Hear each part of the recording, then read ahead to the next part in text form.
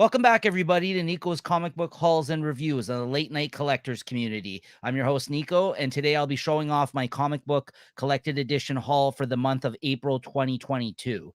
I'll be giving you guys my quick reviews on the books that I have read before or just read for the first time that I picked up throughout that month, and some of the things that I've never read before that I'm looking forward to checking out for the first time.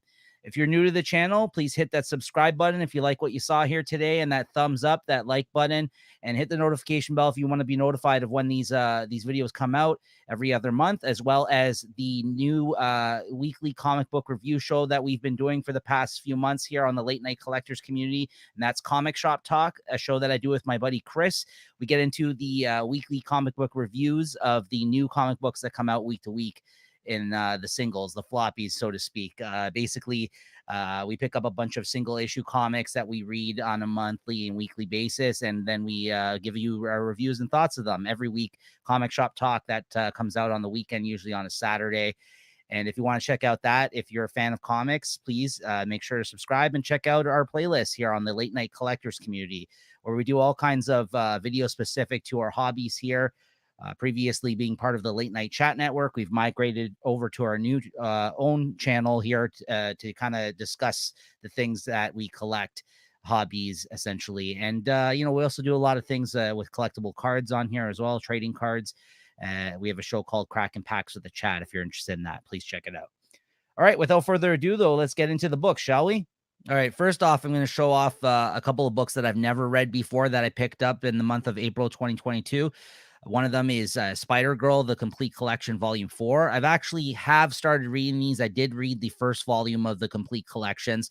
I have continued to keep buying them as they've come out, though, so I haven't read up to this point in the series, but I did read the first volume, and I did enjoy it, so I'm looking forward to reading and checking out more. I know this is a pretty beloved run by some folks who read this at the time that it had come out.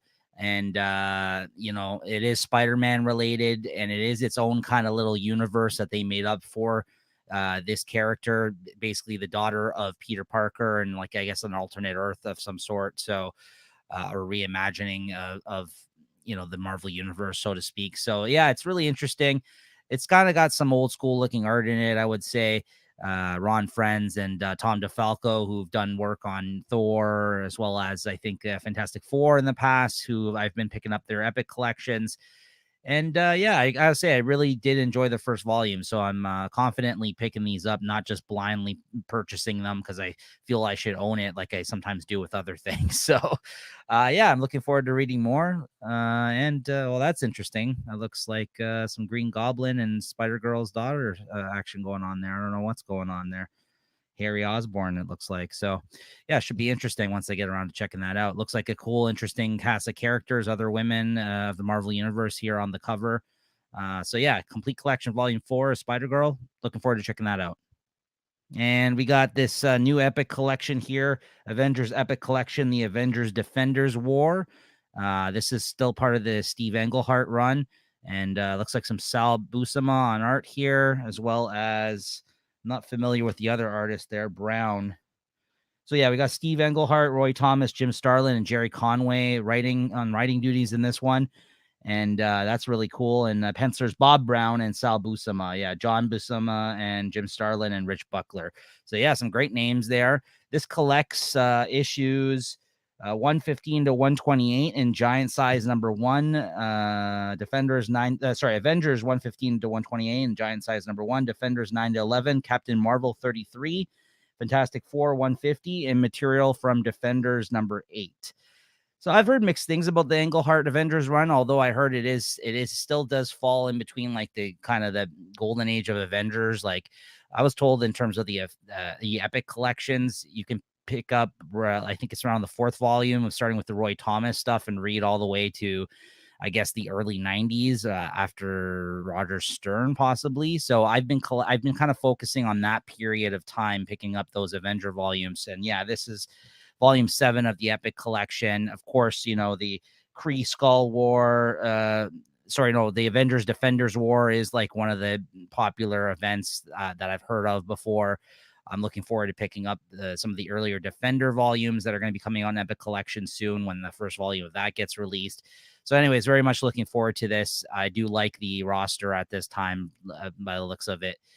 So I'm checking that. I'm excited for checking this out for the first time when I actually do get to reading my Avengers epics.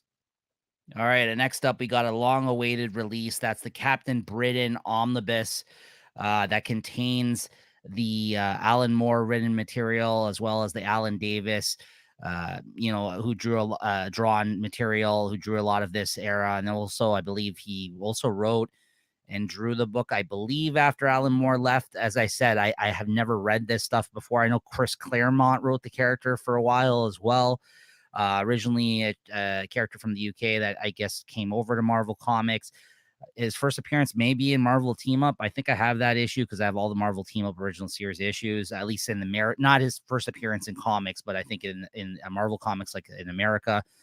So yeah, I'm really excited to have this. This contains, like, I think all the main series stuff he's had as well as a bunch of appearances through the books at that time.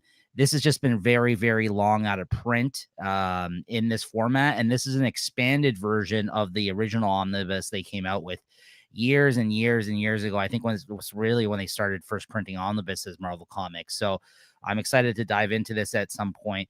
I'm not, I've heard mixed things in the material. I don't know if it's going to hold up as well as maybe it should, but I've always heard great things about the Alan Moore written stuff and Alan Davis art during this period. So I'm really, really looking forward to this. But yeah, let's look at what's collected in this. Here's the side of the book. All right. I went with this cover. I think it's not the Sal Davis one. This is his original costume. This might be the Ron Wilson cover because I believe that the Alan Davis cover, he's like flying in the air. I think this is the Ron Wilson cover, and this is of his original costume. It looks like it has a variant cover artist of Ron Wilson and Frank Giacoia here. So, I believe that is who this is. It doesn't look like Alan Davis. Yeah. So, anyways, yeah, I think that's the Ron Wilson stuff. But yeah, to see who it is in this book, there is the back cover. Let's take a look. It's collecting material from Captain Britain 1976, 1 to 39. Super Spider-Man and Captain Britain 231 to 247. Hulk Comic 1 and 3 to 46. Incredible Hulk Weekly 47 to 55 and 57 to 63. Marvel Superheroes 377 to 388, Daredevils 1 to 11, Mighty World of Marvel 7 to 16, Captain Britain 1 to 14, and Marvel Tales 131 to 133. Plus Marvel Team Up, there's the issue I was referring to, 1972, 65 to 66, New Mutants Annual 2, and X-Men Annual 1970-11. So yeah, I'm sure there's going to be a mixed bag worth of material in here in terms of quality, but I believe that, like I said, the stuff that I was mainly after is the Alan Moore stuff. Of course, when they announced this reprint, they were expanding it and throwing everything else in there, I guess, for the completionists or just to kind of have that in here.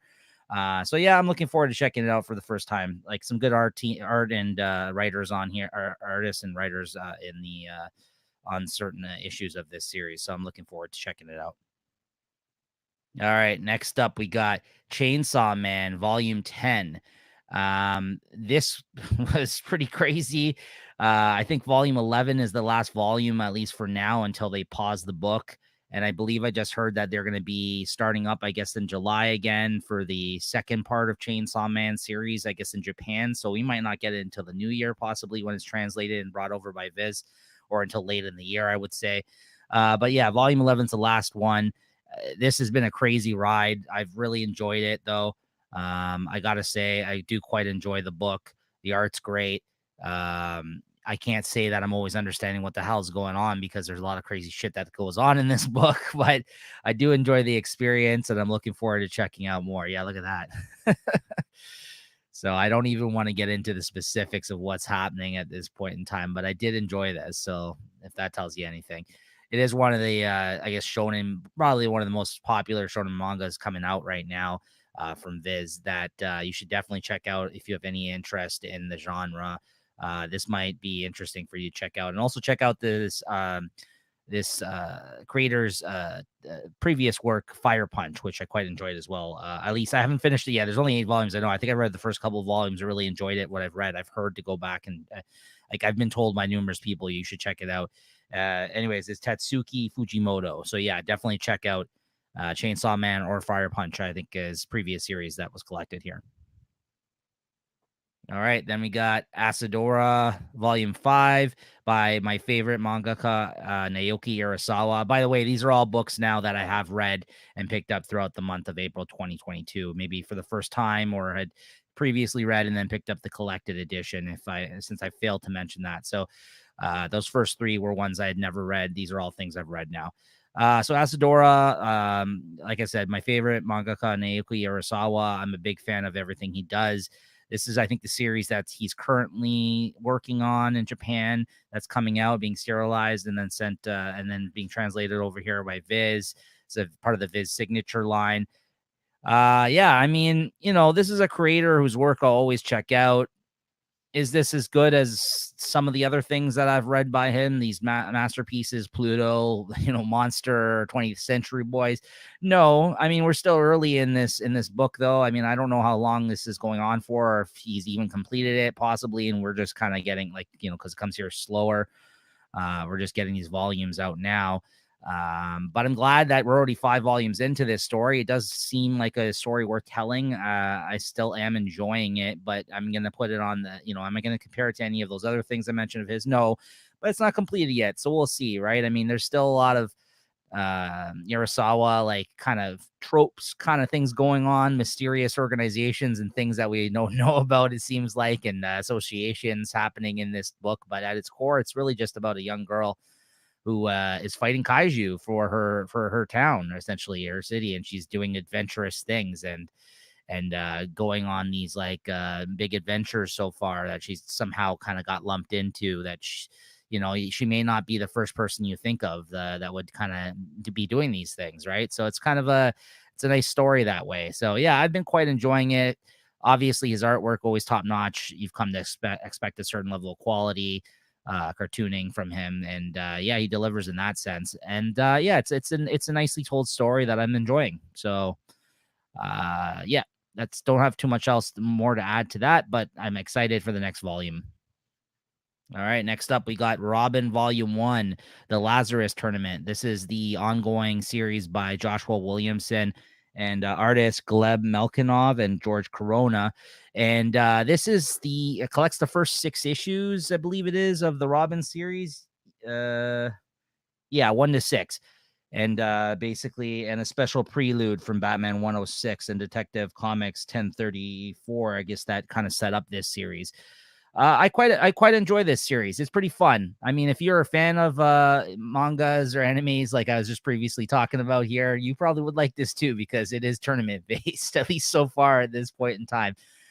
Basically, yeah, it's about Robin and it's about him being in this thing called the Lazarus Tournament. He's basically facing off against a bunch of other I guess young fighters, like kids, like people, sons and daughters, and associates of like different people you may know in the DC universe or organizations. And he's representing the demon, the the Al Ghul's, right? So he's there, and he's been entered into this tournament, and there's some cool things with Talia, his mother, in this, and the art's really interesting and different. I think this is Gleb Malkinov here, and very kind of unique, I'd say, for a book like this, but I kind of really like the style of it, and it's fun. And I'm not a huge fan of Damian Wayne, but I think that this title is probably, other than like the Robin and Batman stuff, obviously that Morrison and then Peter Tomasi did with those Batman and Robin series, I would say this is probably the next best thing in terms of solo Robin series that I've read. I know Patrick Gleason did that Robin Son of Batman series that came out after Batman and Robin, him working with Peter Tomasi.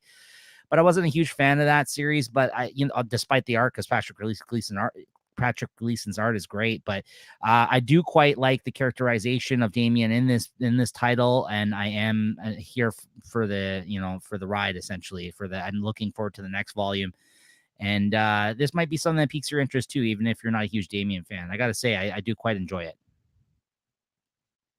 All right, next up we got Time Before Time, Volume 2 through Image Comics, written by artist writer Declan Shalvey, and the artist's name here, sorry, is Rory McConville, whose kind of work I think I've only probably seen in this series. This is the second volume. This is collecting issues 7 to 11. This was a huge surprise to me, this series. I mean, Declan Shalvey, I've loved his art for a while now. I can't say that I've really connected with him as a writer as of yet prior to reading this series. This series is probably, I think, the best thing I've read. And I've read a lot of the other crime book things that he had done through Image Comics previous to this. This is quite good, though. It's a time travel story with an organization that's kind of involved with time travel and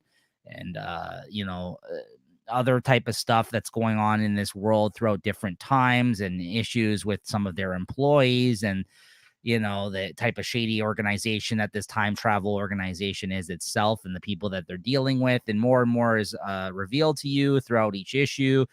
It's just got a really great flow to it. I'm a sucker for time travel series. I really like the main characters in this.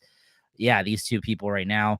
I dig this a lot. I love this volume as much as I love the first. The first came as a surprise to me. I kind of picked it up as a whim, despite me not being able to connect with other things I had read by Declan previous to this. But I think that he knocked it out of the park with this, and I hope this goes on for a few more volumes. It is an Image series. It is dependent on if these creators want to continue doing it because they own it.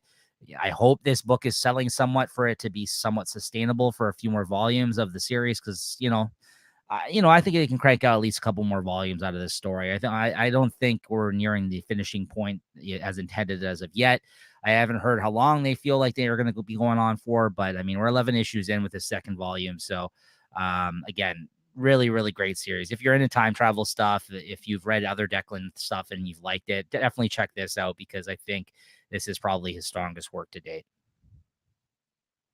All right, then we got the Treasury edition of Amazing Fantasy by Kari Andrews, whose style changes all the time. I mean, this is an artist who you can choose a few different works of his and see all kinds of different styles throughout each one.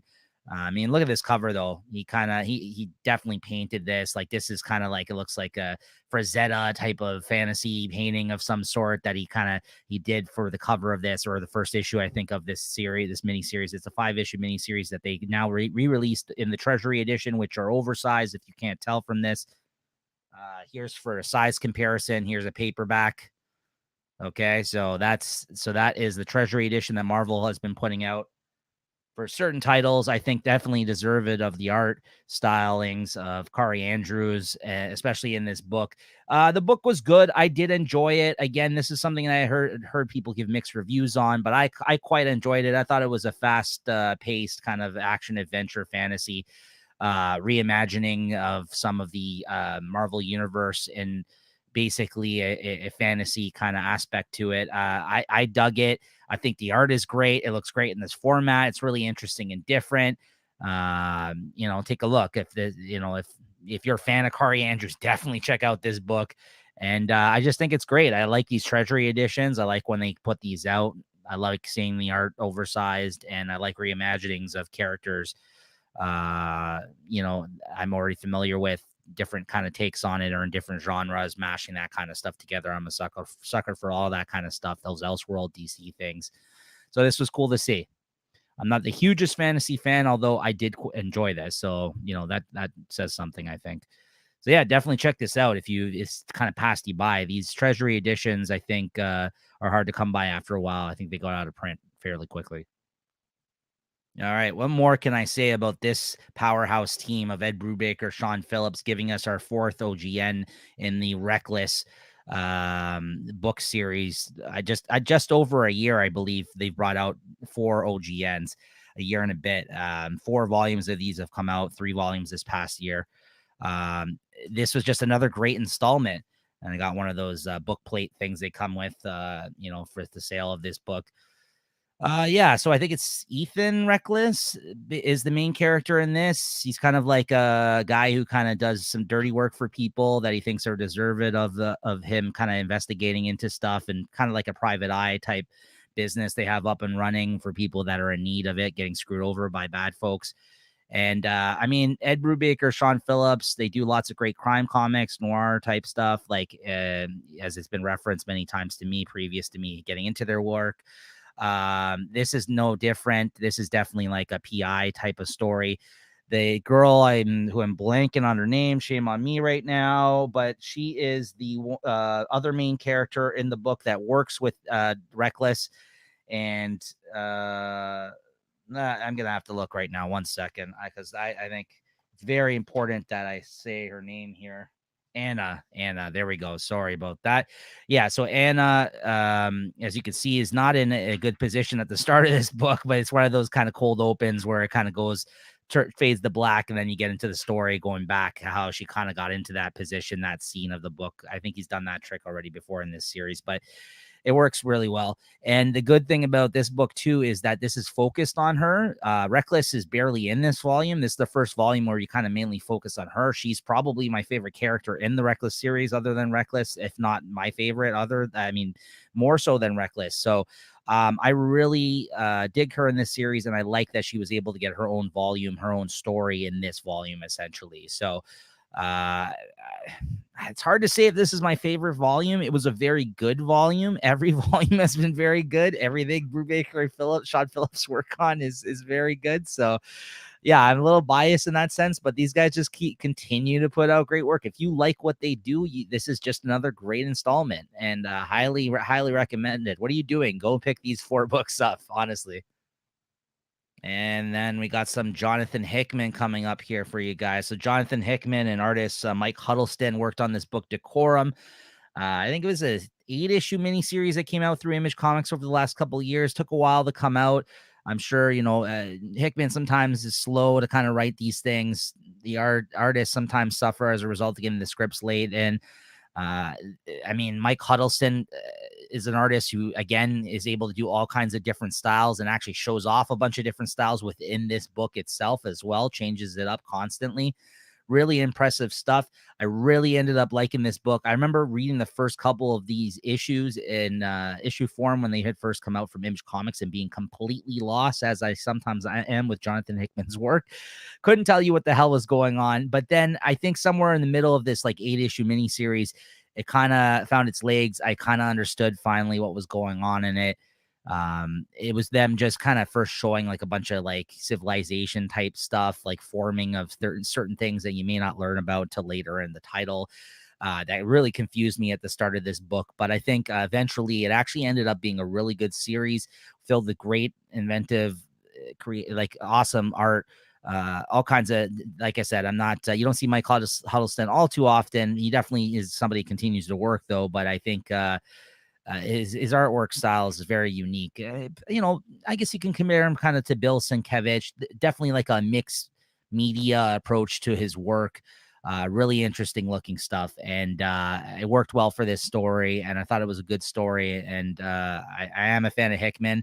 I'm glad I picked up this deluxe edition, oversized hardcover through Image Comics. So again, a hard one to describe, but I did enjoy the experience. And if you read it all in one big chunk in this format, I think it'll be an even better experience than how I read it in issues across, 2 years of it coming out. So I'm glad to add this to the shelf. So Decorum by Jonathan Hickman and Mike Huddleston. Definitely check this out.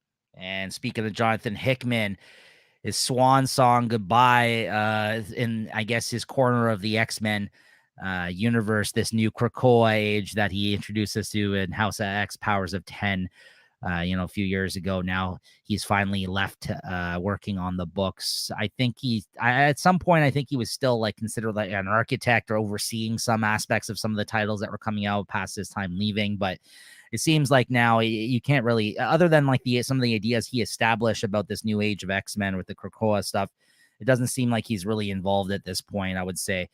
So yeah, this is the hardcover of Inferno that had come out, collecting. I think it was the 4-issue miniseries, but they're oversized issues, yet they still do cost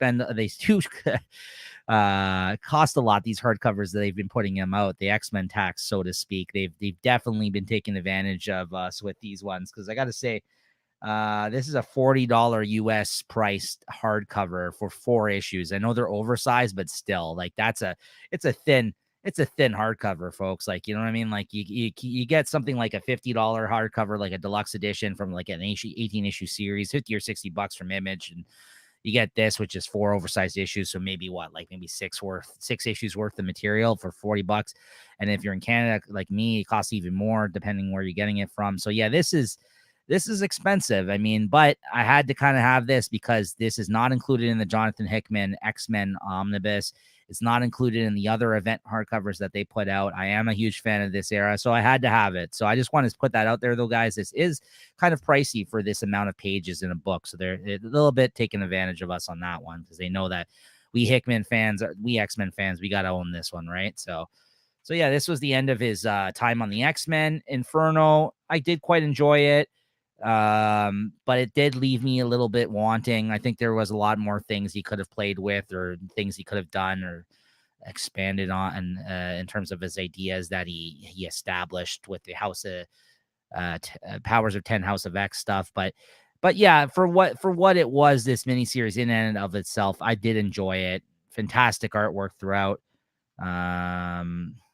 Sorry, the artist on this one was, I forgot his name there, RB Silva. Stefano Caselli and Valerio Schiti also did some stuff, but RB Silva was a big standout for me during this his time on the X-Men with Hickman. He did great work, and not to discount those other artists. They also, and you couldn't even tell, like they melded them so well together in this book. They did a really great job, all of them. So shout out to everybody. So yeah, check this out. This is not a good starting point for you if you're if you were wanting to get into the Hickman X-Men. This is right at the end, and I think you really got to start with House of X, Powers of 10 if you want to start somewhere with Hickman's X-Men. Definitely, I think the best of everything he kind of did during his time on the X-Men. That's including his whatever 18 issues or whatever that was of his main series that had come out, and the one shots, giant size one shots he did, the new mutant stuff, which was fun as an aside. But yeah, that stuff is the best, I think, out of everything he did. This was good though. And keeping up with the X-Men here, we finally got the Cable hardcover, which I think collects the 11 issues of this series, 1 to 4 and 7 to 12.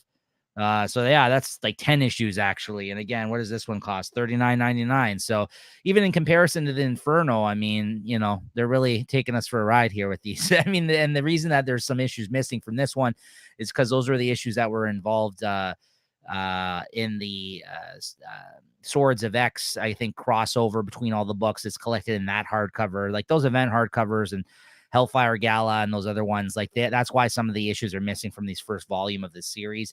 This is the whole series, though, in this one volume. So if you did want to check out a book about young Cable, which I know does not sound appealing to some folks, check this book out. I got to say, again, as an aside to everything that was going on in all of the books, how they're all connected, how a lot of them are politically driven, how a lot of them have a lot of big things going on in it. This was just a fun little book, I think, of like focusing on this character and some fun adventure aspects to it with, I think, some of the best Phil Noto art I've seen. I was never a fan of Phil Noto previously. I didn't like his art for a while. But I got to say, he's been doing really great work lately. I think he's just gotten better and better to the point where like, I just now like his work. So I think he looked great in this book. Jerry Duggan, great writer, again, is able to bring the fun, I think, to the X-Men books. He's now currently the current writer of the X-Men, the main X-Men title. That's happening. So yeah, I did enjoy this. I gotta say, I don't really care. I'm not one of these people that hates on young Cable just because he's like a version of him that came back from the future. That kind of stuck around from the point in time before Hickman jumped on the book. He was around, and it's weird just because like so much of that period of time just got kind of disregarded when he took over. Yet we still were stuck with young Cable. I think it started with the Bendis stuff, did it not? Maybe. But anyways, yeah, because maybe there was a bunch of younger versions of the X-Men running around for a while, and then like young Cable came. I know that there was an event that happened during Matthew Rosenberg's time, short period on the book prior to Hickman taking over everything, and then basically starting from scratch, it seemed like, with a lot of the concepts and directions on the X-Men. But yeah, like I said, I really enjoyed this. I think it's a fun book about him and his family, you know, being the son to Cyclops and everything else, and they're living on the moon in this. And yeah, I really enjoyed this. So Cable, give it a shot.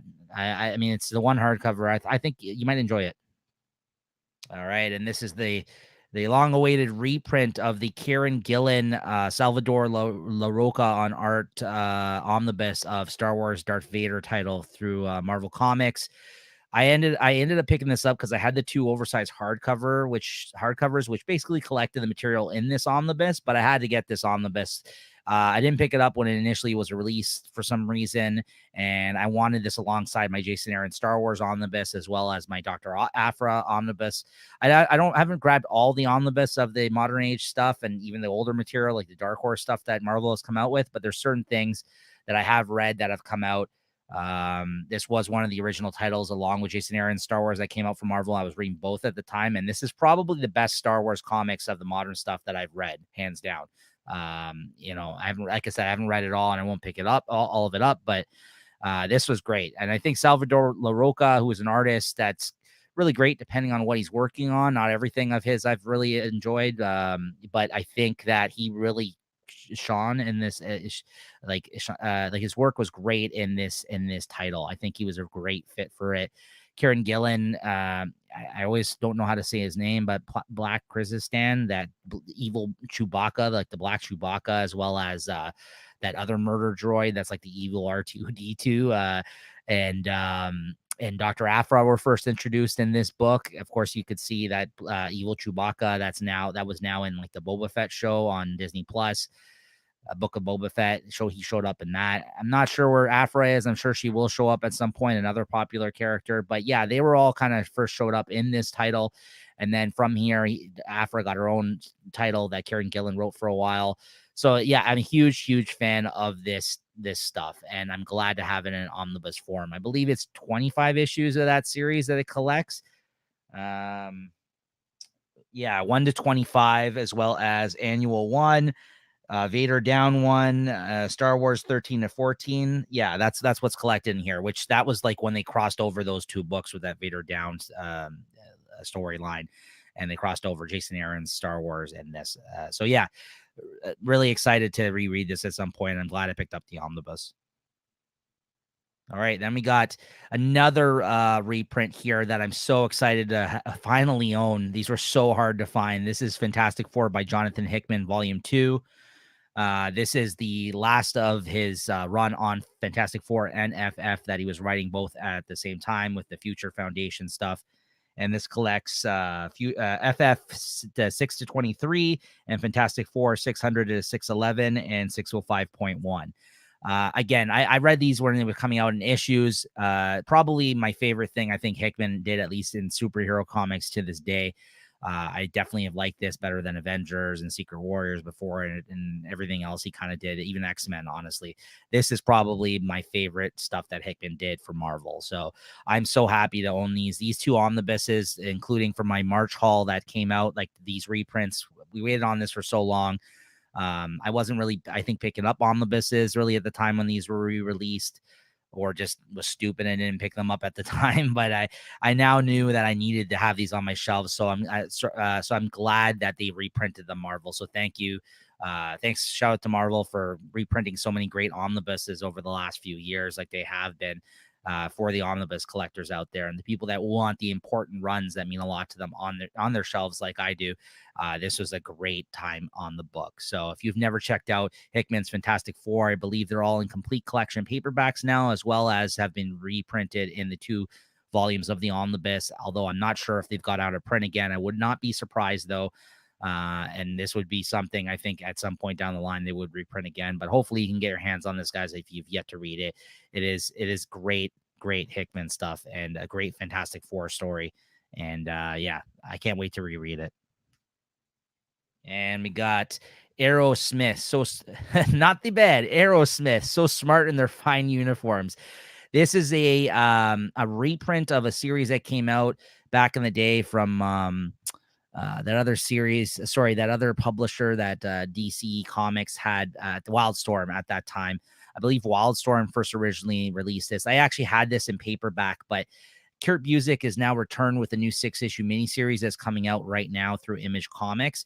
And Carlos Pacheco art on this is fantastic. So when they announced that they were going to release an oversized hardcover edition of this original miniseries, I opted in to pick that up and get rid of my paperback. I'm so glad I did. This was fun revisiting. It's a really cool kind of reimagining of like a World War, I think I want to say 2 storyline. It might be 1, but I think it's World War II storyline.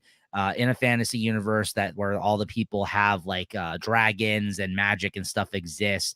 It's a weird mashup that you don't normally see, but I think he balances both kind of aspects of like a war comic and a fantasy comic together really well written. But I think the shining star of this miniseries is the Carlos Pacheco on art. They had worked on Avengers Forever around this time. I think they worked on this book after their time on Avengers Forever, if I'm not mistaken. I remember reading in the intro to this book. But yeah, Carlos Pacheco and Kurt Busiek, both great creators. This is a nice era of their work, represented in a nice oversized hardcover through Image Comics. No dust jacket, which is my preferred way of them printing these things.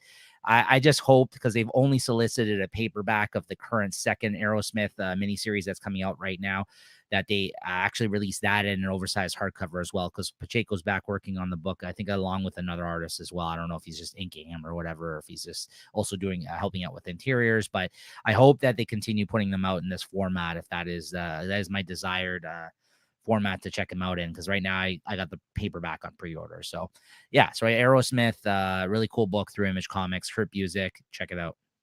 Yeah, and I think that was the first 1 to 6, I think, is that miniseries that originally came out.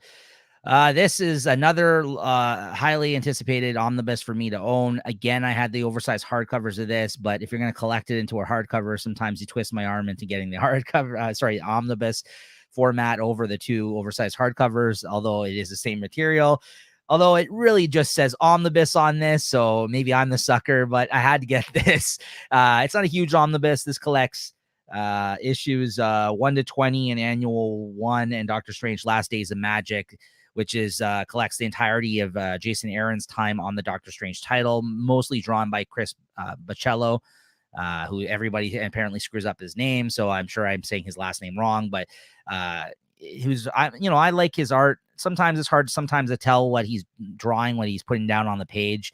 His art's pretty abstract in that sense, but it's some other times it just sings, and it's really cool to look at and very kind of inventive and crazy. And he is a great artist to have on a book like Doctor Strange for that reason. So for that reason alone, I think it was worth having him on the book. But yeah, this was a really great run in Doctor Strange. If you're a fan of Doctor Strange like I am, definitely pick this up if you've never read this before. This is Jason Aaron, also one of my favorite comic book writers.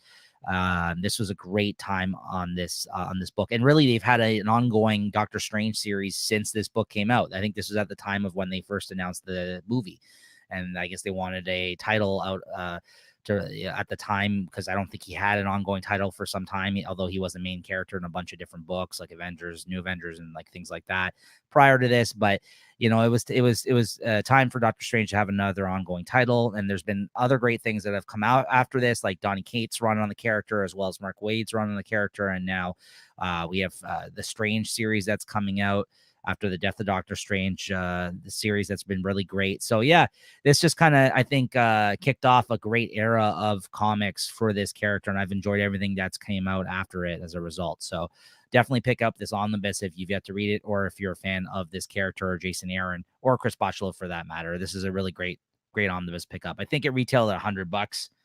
Sorry, 75, which is even better. This is only 20 something issues, so it's a really great deal. And last but certainly not least, if you want to talk about great Jason Aaron books, then look no further than his time on Thor. Drawn by Esad Ribic and Russell Dodderman. Esad Ribic, of course, that drew the God of Thunder era of him, like the first 12 issues, like Gore the God Butcher, who's about to appear in the Love and Thunder movie that's coming out, where I'm so much looking forward to that. Played by Christian Bale, is first depicted in the pages of this series of Thor by Jason Aaron, and I think this is the first of 2 hardcover omnibuses that are going to be coming out. I've waited for this for so long, read all of this series and issues, knew that they were going to come out with a big collection like this at some point. Oh man, these Esad Ribic pages that he did, I don't think he's ever looked better. This storyline, the Gore the God Butcher storyline, is fantastic. It's like the first 11 or 12 issues of this omnibus, but then it kind of This I think omnibus basically covers the whole era of Thor, and then it goes over to Jane Foster Thor, which I think is going to be most of the second omnibus volume is going to be made up of. But yeah, some of the best Thor ever. Great art, great storytelling. Again, a huge fan of Jason Aaron. And if you kind of liked, if you're going to see the new movie that comes out before you pick this up and you're interested in what happened in the movie, I would say definitely check out this omnibus.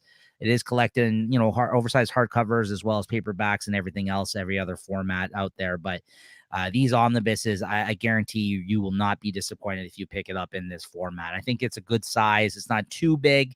And I can't wait for the second volume to come out and have this on my shelf. This is definitely something I know I will revisit over the years, and some of the best Thor comics out there. So, yeah, there's score right there.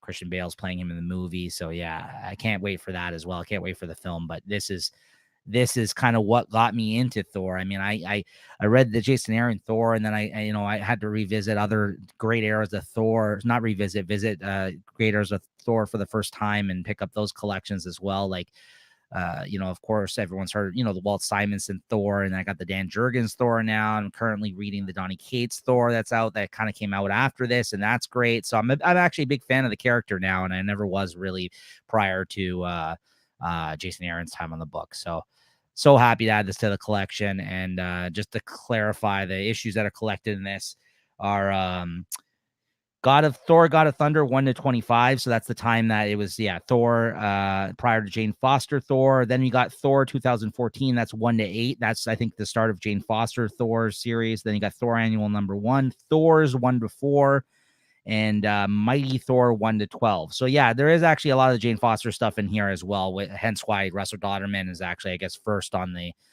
omnibus in the names there. But yeah, so him and Esad Ribic are basically sharing our duties on those two eras. So yeah, great stuff.